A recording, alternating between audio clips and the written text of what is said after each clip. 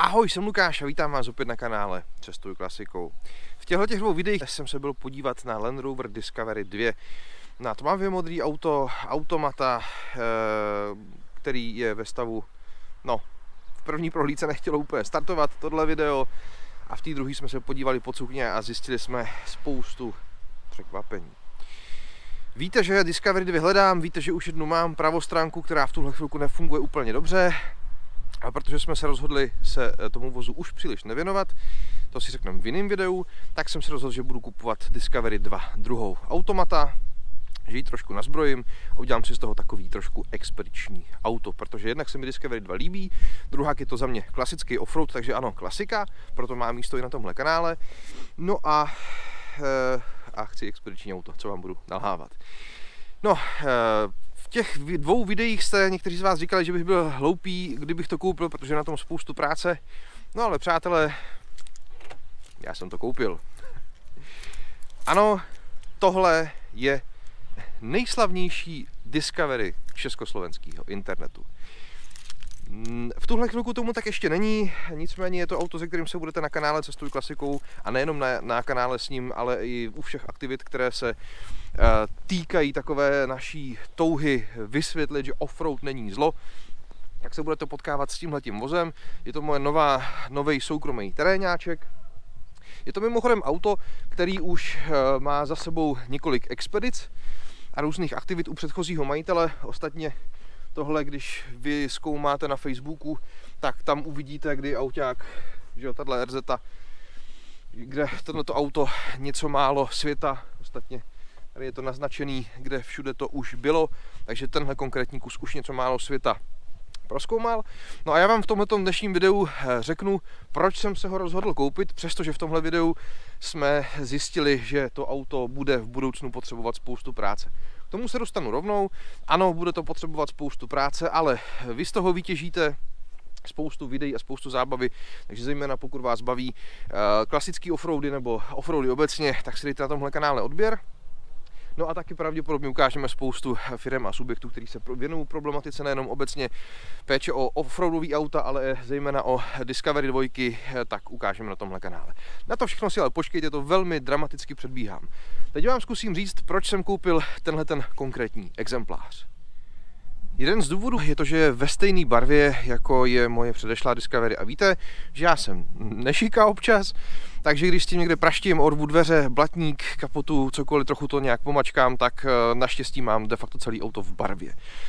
Druhý důvod, proč jsem koupil tenhle exemplář, tak je to facelift. Je tam motor 15P, v mém předchozím autě 10P, je to teda TD5, řadový naftový pětiválec, možná si ho rovnou ukážeme. Při té příležitosti pohled do interiéru, má to najeto 286 900 km ke dnešku. Tak, ještě co se interiéru týče, na ty cykla samozřejmě vidíte, že nese nějaké opotřebení, ale všimli jste si, že to je světlá varianta, že to je v kůži, že to má teda šíbry, které samozřejmě tečou, to budeme řešit. Na tomhle kanále na to se těšte, jsou to teda šíbry elektrický, moje předchozí auto má šíbry mechanický. Je to 4 okna v elektrice, redukční převodovka, to auto má teda na sobě i mezinápravu, která není zatím vytažená do interiéru, to budeme řešit. Je tady telefonek, mimochodem, takhle Motorolka, víte, že za volantem se telefonovat nemá, což dělat nebudem, ale vypadá, že to funguje, tak tam zkusím dát nějakou SIM kartu a aspoň jako takovej artefakt. Sedačky s malýma opěrkama, sedačky jsou elektrický, tahle teda neelektrikuje, nedělá nic, to taky musíme vyřešit. K tomu, proč je to důležité, se dostanu v průběhu dnešního videa. Tolik zatím k interiéru a ten agregát mimochodem, takhle ho obnažíme, on je teda částečně zaplastovaný, tak tady pod tím je řadový pětiválcový naftový motor, tamhle je turbína, filterbox, zatím to nemá šnorchl, to budeme řešit a spoustu dalších blbin. Má to DigiKlimču, tohle auto, není tam, rozpadla se tam Sahara na klimatizaci, takže to budeme řešit taky. Ale to jsou věci, na které se dostaneme v dalších videích. Teďka, proč jsem to reálně kupoval? K expedičnímu autu patří pevnostní nárazníky, respektive k terénnímu provozu obecně. Tady už je kus železa, tady už pevnosťáky jsou, respektive tenhle ten přední, Tady vidíte, za kolik se dá ten konkrétní koupit. Potom jsou na tom Goodridge 16 palce ATčka.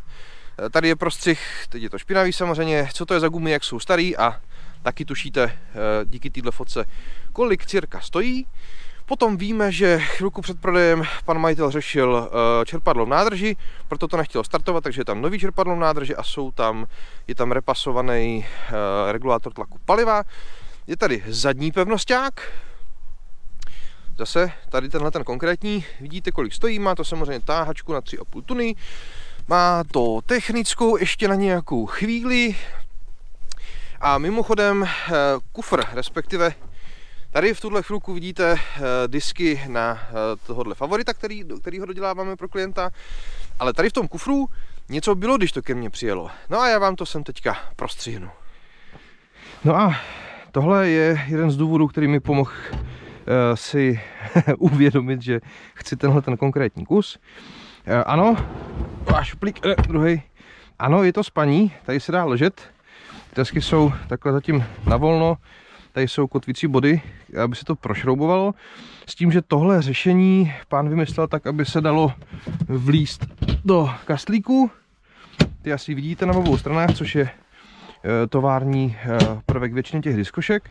S tím, že to ale vymyslel tak, že aby se to vlastně mohlo celý dát dokupy, tak se musí vyndat zadní sedačky, díky nímž tohle bude níž, když tam nebudou. No a přední sedačky se musí minimálně opěradlo se musí sklopit, aby se tohle natáhlo do roviny. A popravdě nevím, za co se tohle potom zapře. V součtu by to mělo mít nějaký 2 metry. To pak všechno změříme. Nicméně, protože to není rozbitý, ale anglický, tak šoferova sedačka nedělá nic, nesklápí. Je to někde potíž v pojistkách, což bude spíš důsledek nějakého potíže v motoru, to musíme prozkoumat. Opravdu oni jsou jako elektrický v této verzi. Takže teďko já tohleto řešení zatím takhle vezmu a dám ho sem, což je moje druhá Discovery. Pravostranná, volant tamhle vidíte. O osudu tohohle kusu, co jsme si dovezli v rámci projektu dílovky UK, tak to si řekneme někdy v jiném videu. Teď vám jenom ukážu, takhle vypadá diskotéka, když jsou sklopeny zadní sedačky, toho místa je tady dost. Taky vidíte, že tady mám kastlíky, taky asi vidíte, že mám střešní okna, taky asi vidíte, že mám mizernou stropnici, tady jsou okna manuální a tady jsou okna elektrický. Takže teď teda jenom ještě jednou, že ten šuplik takhle. Na téhle straně je to potřeba vymyslet trošku chytřejc kvůli těm kapsám. Tohle je subwoofer, pokud se nepletu. No a tohle se stejně asi bude předělávat, sem se dá nějaký výklopný stoleček potom na nějaký kempování. To všechno ale strašlivě předbíhám. Takže krok číslo 1 je vlastně tohle. Tak, krok číslo 1 je to vyndat. Tak. A aspoň se podíváme trošku blíž na tu konstrukci. Přičemž vlastně tohleto, na čem se spí, ono je to teda 2 metry to nejsou v žádném případě,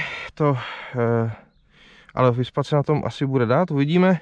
Nicméně tohle tady zatím jako nějak nedrží a nevypadá to, že by tady byly nějaký opěrný body pro to, takže to musím prozkoumat. No a tohleto vlastně celý by se mělo, jestli si pamatuju dobře pánovo povídání, tak někudy tady někam šroubovat. No, teď je nicméně potřeba to vyndat, dát to do angličáku, ať se s tím může chviličku jezdit. No, to by mě teda zajímalo, jak oni to tam dávají a vyndávají. Jo, přišrobování to není.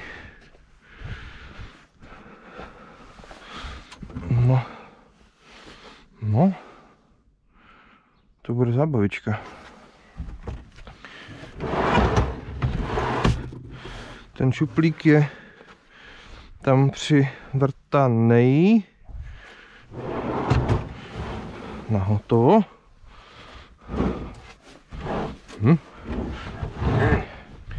Jo, takhle už to vidím. Tady jsou totiž výřezy na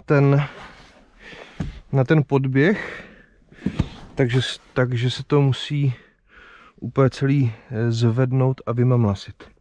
No, to bude sranda. Tak, nová diskotéka prázdná, udělání z ní jakože auto. V angličákovi je to zatím hozený, ale to vám ještě chci ukázat vlastně tu velikost spaní. Respektive, když to takhle postavím vedle sebe, nešetrně to opřu, takhle to postavím. Tak tohle je celá velikost spaní. A když já si takhle úplně nakonec stoupnu, tak mě to je, no skoro celé se tam vejdu.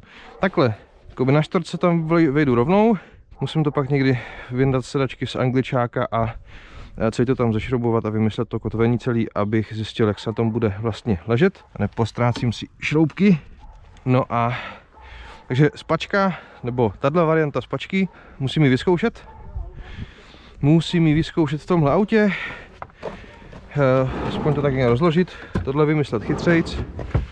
Že tady ten mechanismus. Pojď. No.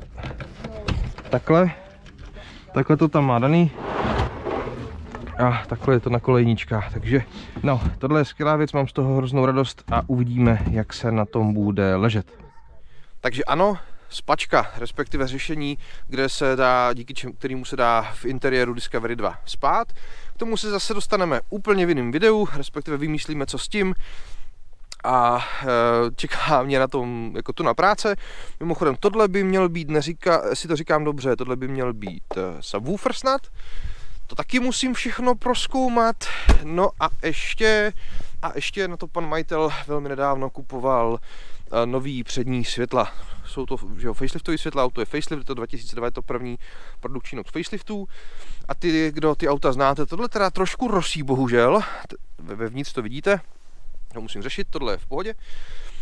Tak kdo ty auta znáte nebo máte přehled o cenách těch dílů, tak tušíte, kolik, jakou hrůzu stojí ty světla samotný. Takže aktuální stav je takový. Víte, jak to vypadá ze spod díky tomuhle videu, tušíte, čím je to nazbrojený. A ještě jednou k té konfiguraci. Automatová TD5, podíváme se takhle hezky spolu dovnitř. Tohle je 4stupňový automat, klasický měničový. Ovládání panel klimatizace, rádio, pod sedačkou by měl být ještě changer, paluba kaštán samozřejmě, nějaký ledky a ty šíbry, prověšený strop. To je klasika u těch Discovery 2, to taky budeme řešit, respektive ano, moje ambice je ten strop sundat, dát ho dokupy, za prvé si to vyzkoušet, za druhé, když budete chtít, tak vám s tím pak někomu pomoct a současně si to natočit video. No a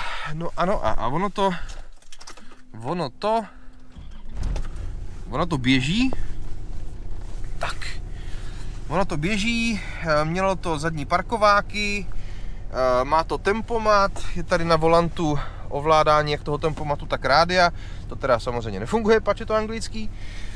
Pak je tady asistent sjezdu z kopce, vyhřívaný čelní okno, který teda funguje jenom na půl, no v tom okně je to trochu, možná vidíte to jako třeba na Fordech, že tam jsou prostě v tom takové spirálky.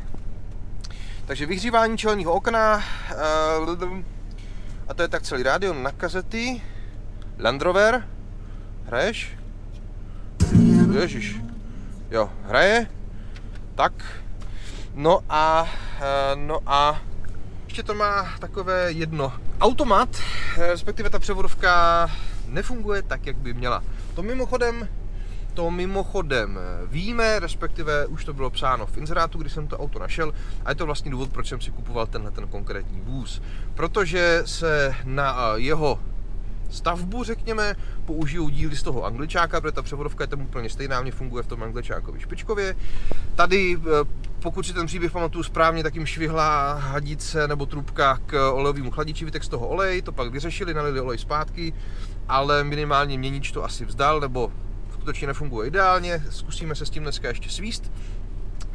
Možná to zazlobí, protože ono to jako jezdí a trochu funguje, ale prostě to nefunguje ideálně, vám to zkusím ukázat dneska ve videu z čelní kamery.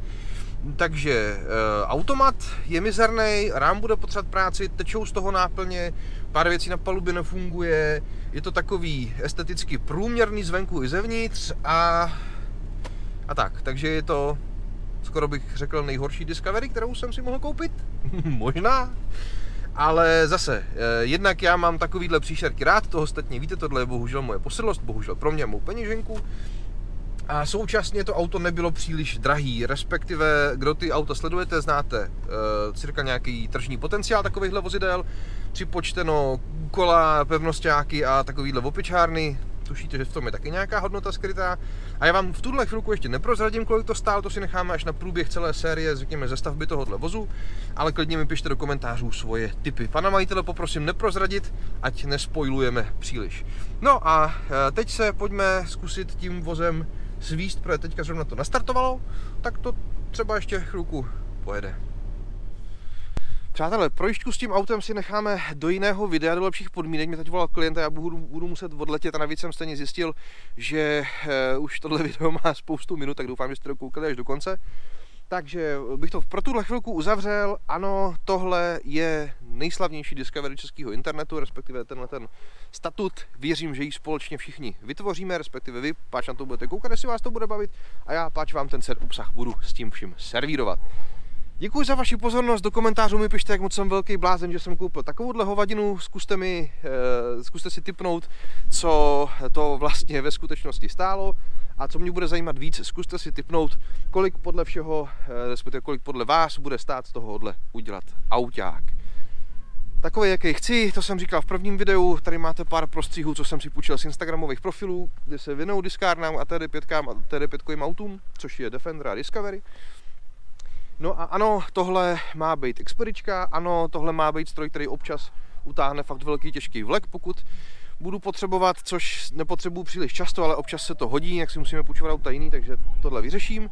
No a těšte se, držte mi palec, mějte se hezky, doufám, že jste v teple, pokud vás to video bavilo paleček a já jdu pracovat na plnění přání jednoho z vás. Mějte se hezky, díky za pozornost, buďte zdraví a pokud to aspoň trochu jde, tak cestujte klasikou. Zdarec!